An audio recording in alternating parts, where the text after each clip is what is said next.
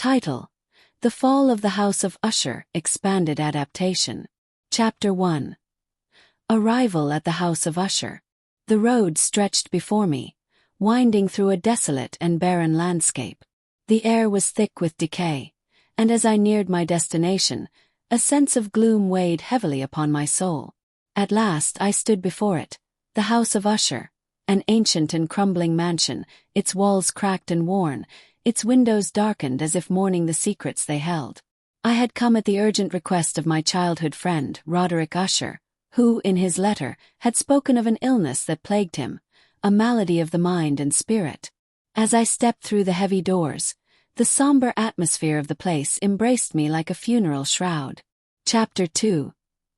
The Usher Lineage. Roderick Usher greeted me with an intensity that startled me.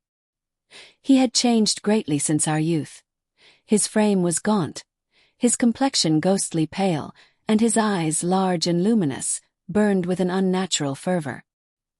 He spoke of his affliction, his heightened senses, and the weight of his family's ancient curse. The Ushers, he told me, had long suffered from a peculiar affliction, a slow unraveling of the mind that ran through generations like a curse. His sister, Madeline, was also afflicted. A mysterious illness had drained her vitality, leaving her frail and silent. Her presence haunted the house, a specter in flesh, drifting through the halls like a wraith bound to its grave. Chapter 3. The Influence of the House. I could not shake the feeling that the house itself lived and breathed.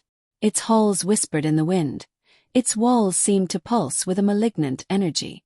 Roderick, too, sensed this, believing that his fate and that of the house were inextricably linked. The mansion was no mere structure of stone and timber. It was a living entity, feeding on the despair of its inhabitants. As days passed, Roderick's madness deepened. He took solace in melancholic poetry and music, his compositions strange and discordant. The weight of unseen horrors pressed upon us, and I could feel my own sanity fraying at the edges. Chapter 4. The Death of Madeline. One evening, Roderick entered my chamber, his face drained of all color. Madeline was dead. He insisted that she be entombed in the family vault beneath the house, fearing that physicians might disturb her rest. I could not refuse him, and together, we bore her still form into the sepulchre. As we sealed the tomb, I could not shake the strange notion that she still lived, that her lips held the faintest breath of life. Chapter 5. The Descent into Madness. After Madeline's entombment, Roderick's condition worsened.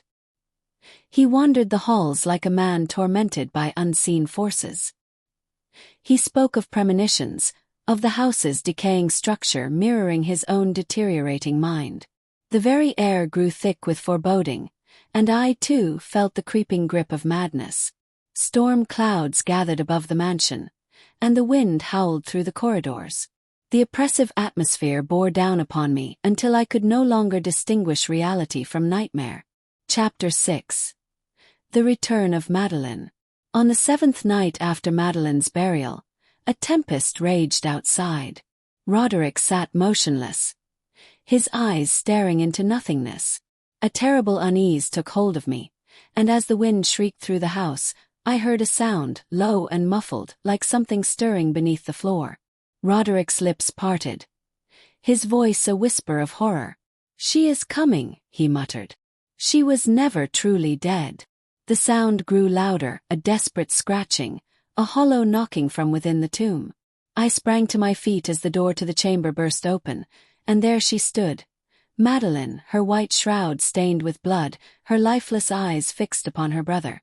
With a final, strangled cry, she threw herself upon Roderick. He let out a single, despairing scream before collapsing beneath her weight.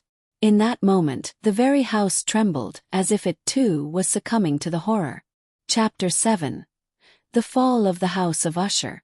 I fled, my mind shattered by the terror I had witnessed. As I reached the threshold, a deafening roar split the air. The mansion groaned, its ancient foundations giving way. The walls cracked, the towers crumbled, and with one final thunderous crash, the House of Usher was no more. I turned back only once, just in time to see the black waters of the Tarn swallow the remnants of that cursed house, its memory vanishing into the abyss. Epilogue. The end of a line. The Ushers were gone. Their legacy, their madness, their suffering, all buried beneath the ruins of their ancestral home. And yet, as I walked away from that forsaken place, I could not escape the feeling that some dark essence lingered still, watching, waiting, whispering in the wind. At Kanchaknapungar 6F.